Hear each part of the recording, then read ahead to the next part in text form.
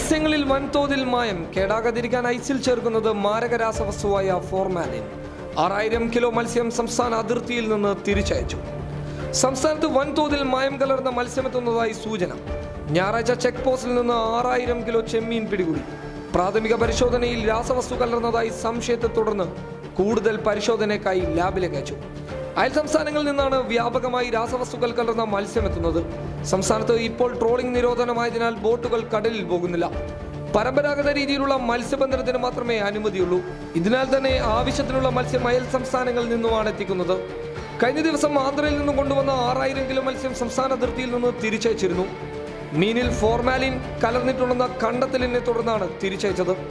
അന്യസംസ്ഥാനങ്ങളിൽ നിന്നും മറ്റും കൊണ്ടുവരുന്ന മത്സ്യങ്ങൾ കേടാകാതിരിക്കാനാണ് ഐസിട്ടാണ് കൊണ്ടുവരുന്നത്. വിഷയവുമായി ബന്ധപ്പെട്ട് കാസർഗോഡ് ജില്ലയിലെ മത്സ്യ മാർക്കറ്റിലേക്ക് ഞങ്ങൾ അതിരാവിലെ തന്നെ പോയി മത്സ്യ മാർക്കറ്റിലുള്ള വ്യാപാരികളുമായി സംസാരിക്കുകയും ചെയ്തു. അവർക്ക് പറയാനുണ്ടായിരുന്നത് അവരുടെ അവസ്ഥകളായിരുന്നു. ഫോർമാലിൻ എന്ന രാസവസ്തു കാസർഗോഡിന്റെ മാർക്കറ്റിൽ ഇന്നിതുവരെ വന്നിട്ടില്ലെന്നാണ് അവർ പറയുന്നത്. നമുക്ക് കേൾക്കാം. ഫോർമാലിൻ ഉപയോഗിച്ച മത്സ്യം കാസർഗോഡ് മാർക്കറ്റിലുണ്ടോ എന്ന് വെച്ചാൽ ഫോർമാലിൻ ഉപയോഗിച്ച മത്സ്യം കേരളത്തിലേക്ക് കടത്തുന്നുണ്ട്. ആന്ധ്രയിൽ നിന്നാണ് അത്ര മത്സ്യങ്ങൾ കേരളത്തിലേക്ക് വരുന്നത്.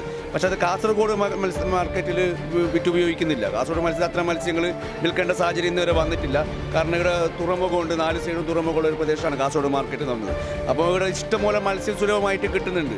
അപ്പോൾ നിലവിൽ അത്തരം ഒരു ആക്ഷേപമുണ്ട്. ഫോർമാലിൻ ഉപയോഗിച്ച ഈ ശവത്തിനൊക്കെ ഉപയോഗിക്കുന്ന ശവങ്ങളൊക്കെ കൂടുതൽ ദിവസം നിലനിൽക്കുന്നതിന് വേണ്ടി ഉപയോഗിക്കുന്ന ഒരുതരം കെമിക്കൽ പൗഡർ ഉപയോഗിച്ച മത്സ്യമാണ് കാസർഗോഡ് മാർക്കറ്റിലേക്ക് എത്തുന്നതെന്നുള്ള ഒരു പൊതുധാരണ ജനങ്ങൾക്കിടയിൽ വരുത്തിയിട്ടുണ്ട്.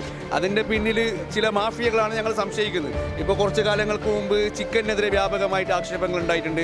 അതുപോലെ തന്നെ തമിഴ്നാട്ടിൽ നിൽക്കുന്ന പച്ചക്കറിക്കെതിരെ വ്യാപകമായ ആക്ഷേപം ഉണ്ടായിട്ടുണ്ട്. പക്ഷേ അപ്പോഴൊന്നും അതൊന്നും കഴിച്ചിട്ട് ആരെങ്കിലും അസ്വസ്ഥത പ്രകടിപ്പിച്ചിട്ടായിട്ടുള്ള ഒരു റിപ്പോർട്ട് മാധ്യമങ്ങൾ പോലും ചർച്ച ചെയ്തില്ല. ഇപ്പോൾ മത്സ്യത്തിനെതിരെ വളരെ വ്യാപകമായിട്ടാണ് ഫോർമാലിൻ ഉപയോഗിച്ച മത്സ്യമാണ് കാസർഗോഡ് മാർക്കറ്റിലടക്കം വരുന്നത്. പോലീസ് നിരവധി ചെക്ക് പോസ്റ്റിൽ അത് പിടിച്ചിട്ടുണ്ടെന്നൊക്കെ പറയുന്നുണ്ട്. പക്ഷേ അത്തരം മത്സ്യങ്ങൾ പിടിക്കപ്പെട്ടിട്ടുണ്ട്, അത് യാഥാർത്ഥ്യം തന്നെയാണ്. പക്ഷേ അത്തരം മത്സ്യങ്ങൾ കാസർഗോഡ് ഫിഷ് മാർക്കറ്റിലേക്ക് എത്തില്ല. കാസർഗോഡ് ഫിഷ് മാർക്കറ്റ് എന്ന് പറഞ്ഞാൽ കേരളത്തിലെ സമയത്തോളം 24 മണിക്കൂറും പ്രവർത്തിക്കുന്ന ഏക വ്യാപാര കേന്ദ്രമാണ് കാസർഗോഡ് മത്സ്യ മാർക്കറ്റ്. അത് കാസർഗോഡ് കേരളത്തിൽ തന്നെ അങ്ങനെ ഒരു മാർക്കറ്റ് ഒന്നേ ഉള്ളൂ. അത്രത്തോളം വലിയൊരു ബിസിനസ് സംരംഭമാണ് കാസർഗോഡ്.